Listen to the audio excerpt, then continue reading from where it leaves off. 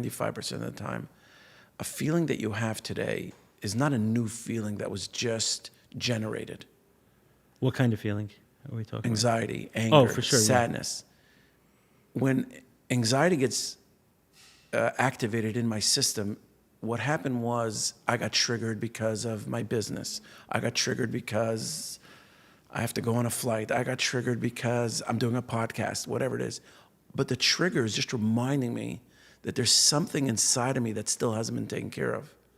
There's anxiety still stuck in my body, in my physical body, that hasn't been dealt with.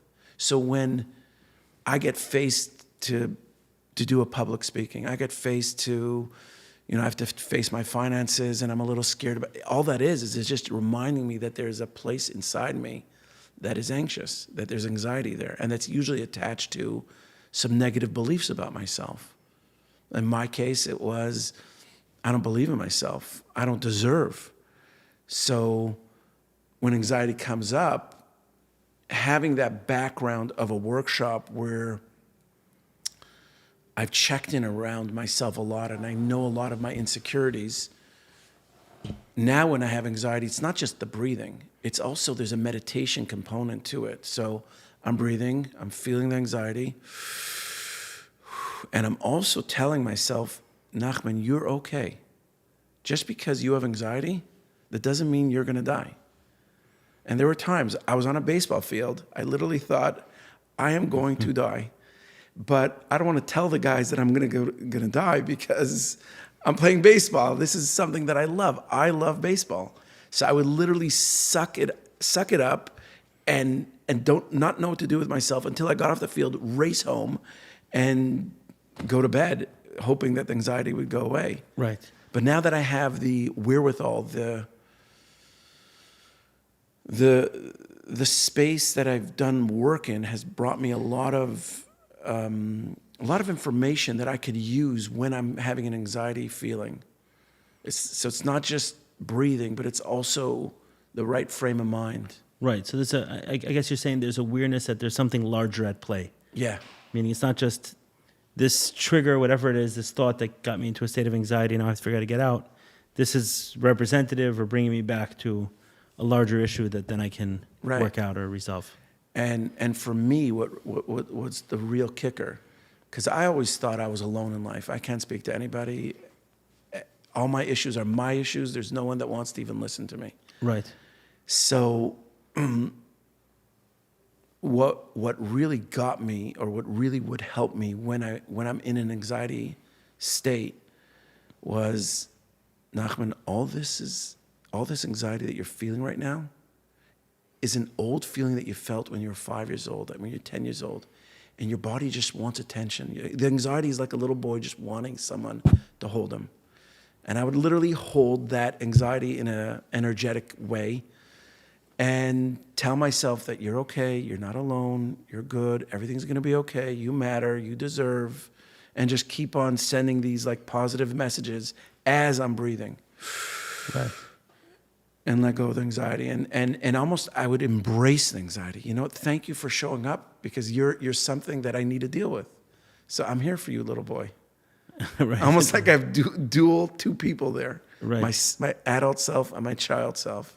Yeah, you reminded me of like bringing me back to when I was dealing with it very heavy. The anxiety was, my biggest fear was of the fear itself. Was, would the anxiety come back? Yeah. Because that I didn't want to do. Yes. Remember there was I was in an ayahuasca journey, and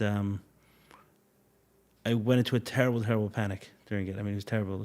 That was actually the worst panic attack of my life. Yeah. And for those unfamiliar with it, it doesn't always drag you out of the room. Sometimes it makes you very, very present to everything. There's literally nowhere to go, So it's not like off in a different world. It's like, no, you know everything that's going on. You know everyone in the room, and I was sitting there in a state of, complete anxiety, panic, and I realized that there was nowhere to run. Some other medicines, like ayahuasca, you can open your eyes, you can distract yourself. Ayahuasca gets worse. Like you open your eyes and then the room starts turning colors. So it's like, I just lie down, close my eyes, and offer it to pass. Eventually, the facilitator kind of helped me through it. And through some talking and through some rape, and it's like, am I willing to let it go? And whatever, whole process.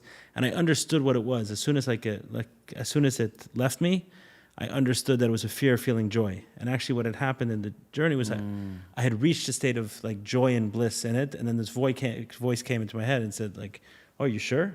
You don't deserve joy.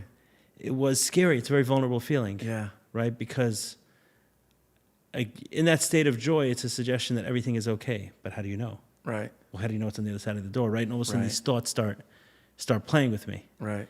And it spun in a way that it had never spun before because there was nowhere to turn.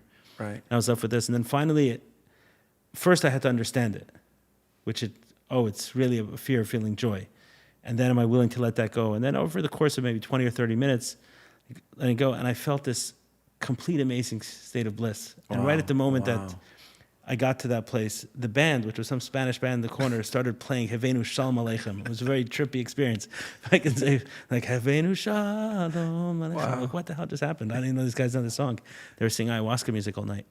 And then I turned to the guy who helped me with it, and I said, I feel amazing. I feel so light. I've never felt like this in my life. I was like, I yelled out. I was like, I reclaim joy. I reclaim joy. And he's like, there's many people in their ceremony. Like, keep it to yourself. Right. Fine. And then I said to him, is it going to come back?